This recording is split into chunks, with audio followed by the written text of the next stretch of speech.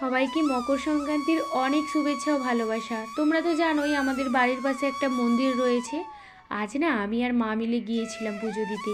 প্রতি বছর এই প্রসাদটা দেওয়া হয়। এটা না আমরা সবাই মকর প্রসাদ বলি। এটা বানানো হয় বিভিন্ন রকম ফল, ডাবের জল, কড়াইশুঁটি, আতপ চাল, সাদা তিলের সন্দেশ। তবে ফলের মধ্যে কুল, শশা, শাকালু থাকবেই। জানো তো এই মকর প্রসাদটা খেলেই না সরস্বতী পুজোর আগে কুল খাওয়া হয়ে যেত আমাদের। ছোট থেকে এটাই হয়ে আসছে। বাড়ি এসে দেখছি বাবা ধান শীষ মাজছে, সাথে সর্ষে ফুল আর মূলো ফুল দিয়ে।